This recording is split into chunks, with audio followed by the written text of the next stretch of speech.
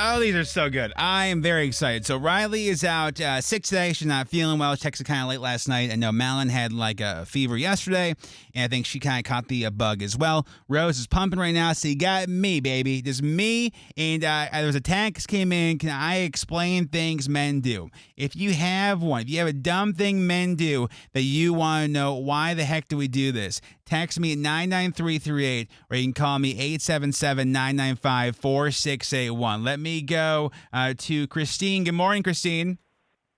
Good morning. So your thing that men do that confuses you is what? Well, I want to know why guys talk about having a future with you and then ghost you. Oh, my goodness. Christine, that's a great question. I think it probably depends on the dude. I think there's some dudes who are really afraid of commitment. I think most dudes in general are afraid of failure. So I think that assuming this person's a good-intentioned person and not an ass, he probably means well. He probably has really good intentions of like wanting to have a future, but is afraid of failure, especially if he knows that you're out of his league or he's lucky to be with you. I think that's a huge thing. A lot of dudes, when it comes time to make like a serious decision, we are deathly afraid of making the wrong decision and don't want to be a failure. So instead of like confronting said task, we run away, which doesn't necessarily help. But I do think like when dudes realize like, oh, I'm falling, like, or I'm starting to get feelings, they tend to put the walls up, and then it's just easier in most dudes' minds to go ghost than anything else. Although we never fully go ghost, we're still gonna watch your Instagram and send texts. It just kind of is what it is. But does that make sense? Yeah, it makes sense. I wish they just wouldn't even mention the future. Just don't even talk about it if you don't really mean it. Yeah, but and that point too, Christine, I think sometimes dudes will say what we think you want to hear. And that's our other flaw. Yeah, and that's like not thinking of like the consequence. I think men are so focused on like putting out fires that we'll do and say anything we can to put out said fire, not thinking about the consequence of what we said, if that makes sense too. Thinking sometimes isn't our strong point, if that makes sense. Well, that makes sense. Christine, can I put you on hold and get you a coffee? Sure. Oh, well, 1 second. Now, that was, I mean, it's true. That was really good. Let me, Jess, good morning. Good morning. Oh, this is good. The question you like answered about guys is what, Jess? Is especially with my husband, and I feel like a lot of women have this problem, when they search for something, it's literally in front of your face the entire time, but as soon as I stop doing what I'm doing or I get up off the couch, I find it. Why? And, Jess, I can hear the anger in your voice. So you and your husband have been together. You guys have been you've been together for how long? About 13 years. Okay. And this, like, has he always been this way, or does this develop over time? No, he's always been this way. Yeah, I was gonna say, men become like so dependent on their girls though that like, if you wanted to, ladies, you want to make your dude disappear, you could, and he'd have no idea. You could legitimately, you're laughing, Jeff, because you know it's true. You could literally build a prison around him, and he would have no idea. Yeah, it's called our house that we own. Yes, exactly. I think that, dude, again, like, we are such primal, dudes are such primal. We don't, like, I think our brains don't work for common sense things because we're afraid danger's going to come, even though probably not going to be a woolly mammoth knocking down your door anytime soon. But that's probably why, is that part of the brain's just turned off. Or maybe he just wants to get a little attention, Jess. You know what I mean? No. What's his name? Jess. No, but what's his name? Oh, Dylan. Dylan. Well, you know, he means well, though, doesn't he? Yeah, he does. He's a good man. Yeah, he's just helpless. Where would he be without you, Jess? You know what I mean? Yeah. Yeah. I mean, honestly, I ask myself that question every day.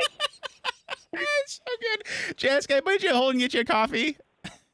Absolutely. Hold on 1 second. Oh, that was so good. Let me go. Jessica, good morning.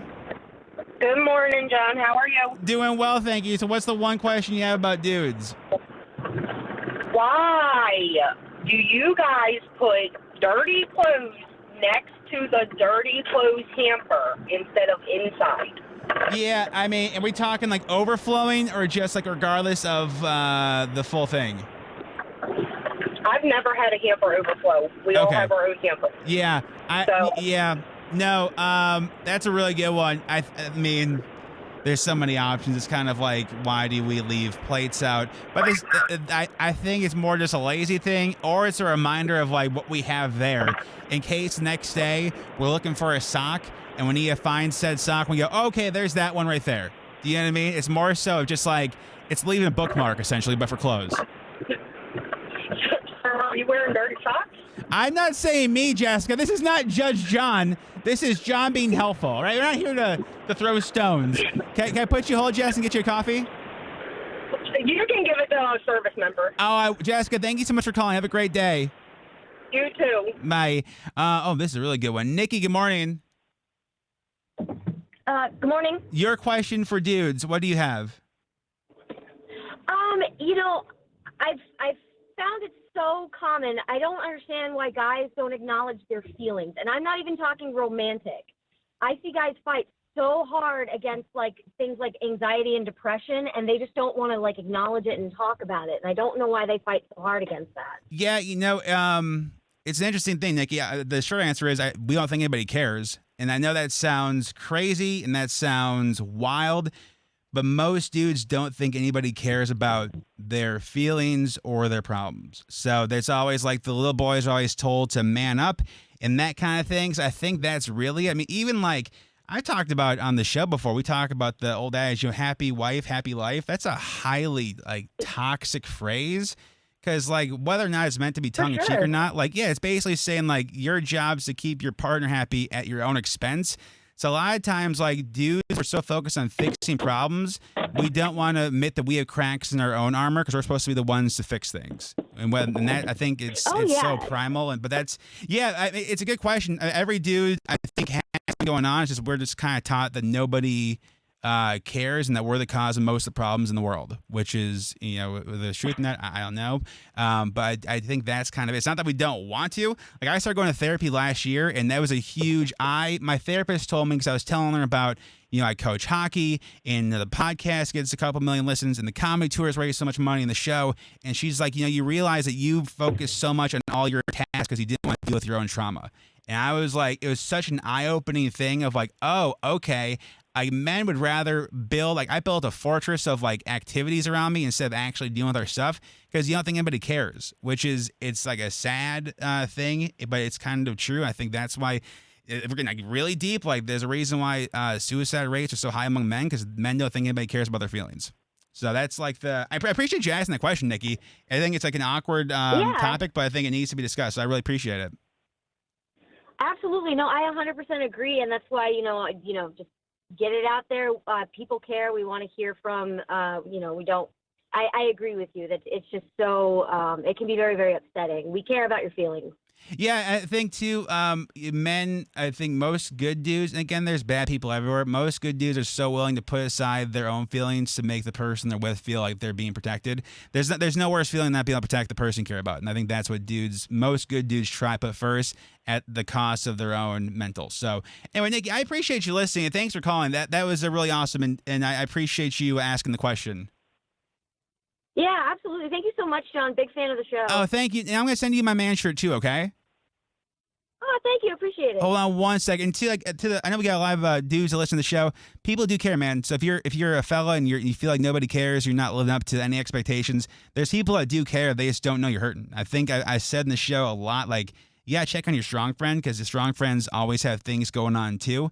And just reach out to somebody. I think we're all kind of trying to do the best we can, but for the fellas especially, like the people you're with care about you and they want to hear about you. So didn't expect that to go that way, did you, friend? Don't worry. I'm sure more ball jokes coming up next.